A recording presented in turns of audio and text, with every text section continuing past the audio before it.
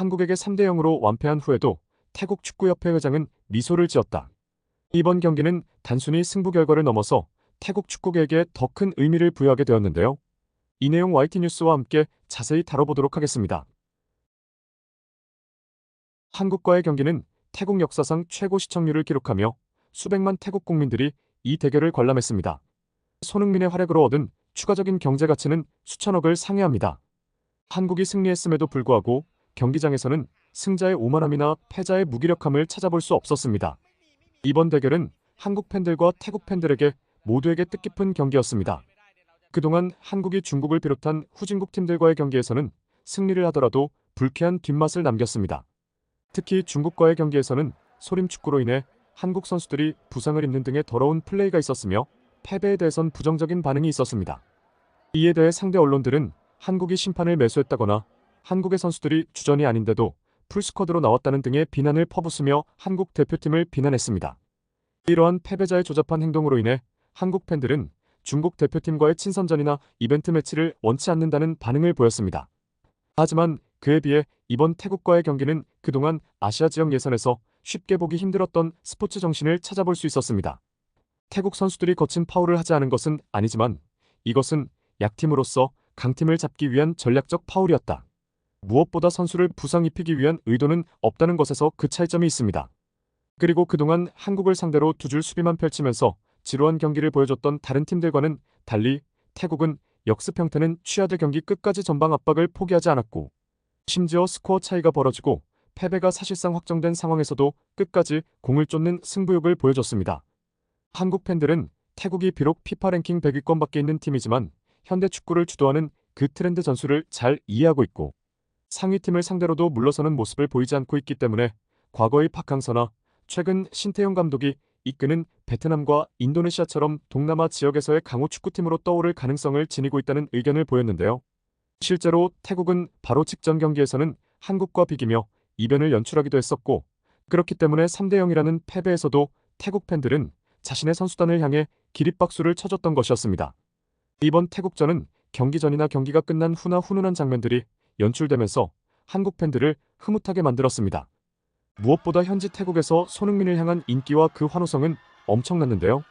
한국 대표팀이 태국을 방문할 때 손흥민을 보기 위해 수만 명이 넘는 인파가 입국 현장에 모여들었고 손흥민은 경기가 끝난 후에 이들의 성원에 보답하기 위해 한국 원정 관중석뿐만이 아니라 태국 팬들을 위해 라자망갈라 스타디움을 한 바퀴 돌면서 홈 팬들에게도 감사를 표했습니다.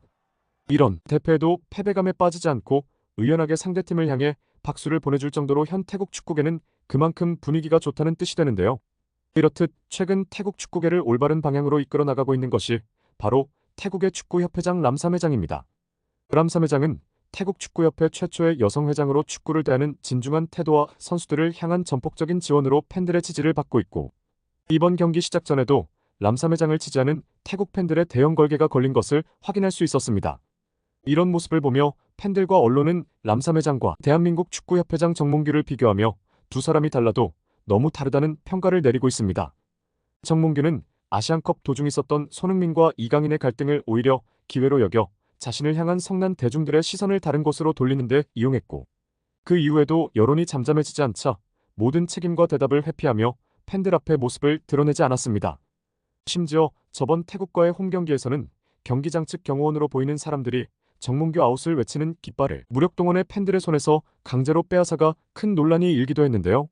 중요한 잔칫날에만 숟가락을 얹으려고 모습을 드러내고 한국 대표팀과 선수단이 패배하고 축구협회가 비난을 받고 있을 때는 철저하게 모습을 감추면서 여론이 잠잠해지기만을 기다렸기 때문에 아시안컵 탈락 직후 최근 몇 주간은 축구협회장의 얼굴을 공식 석상에서 쉽게 찾아보기가 힘들 정도였습니다.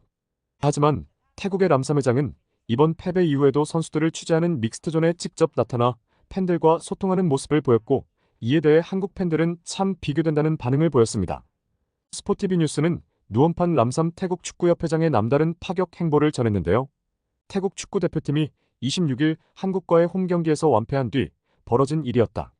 당시 상황과 관련해 스포티비 뉴스는 태국은 내친김에 홈팬들의 열성적인 응원을 앞세워 4차전 한국과의 홈경기 승리를 노렸다. 하지만 전력차를 극복하지 못하며 이날 경기장을 찾은 5만 관중에게 큰 실망을 안겼다.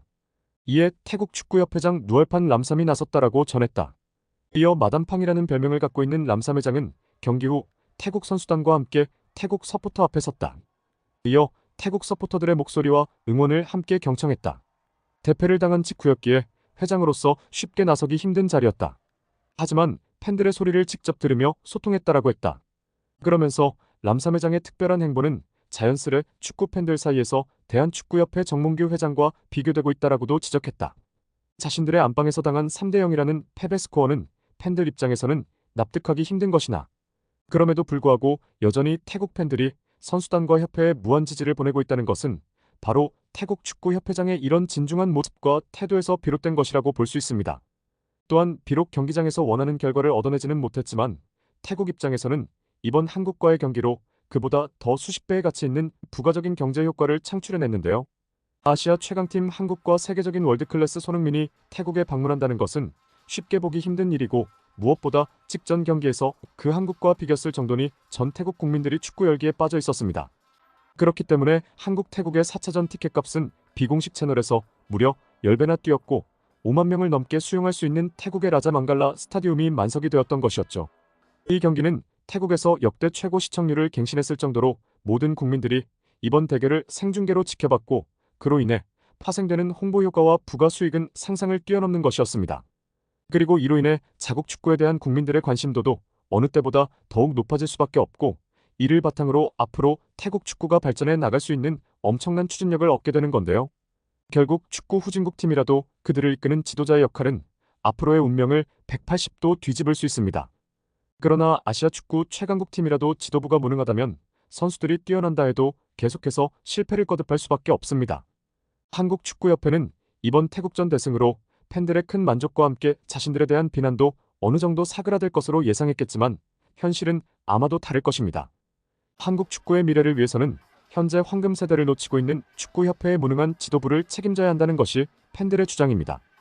임시 소방수로 황선홍 감독이 마지막 경기를 마무리 짓기는 했으나 클린스만 선임 과정을 보았을 때 이들이 진정으로 한국 대표팀을 위한 적절한 감독을 데려오리라고는 믿기가 힘들기 때문인데요. 게다가 태국전 승리와 동시에 한국 올림픽 대표팀이 서아시아 챔피언십을 우승했다는 경사스러운 소식까지 들려왔습니다.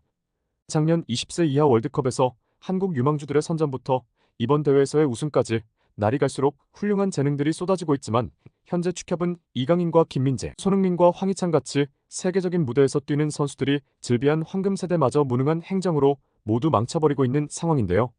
결국 이들이 한국 대표팀을 이끄는 한 지금 황금 세대는 물론이고 앞으로 한국 축구계를 이끌어갈 재능들 덩달아 망쳐버릴 것이 분명합니다.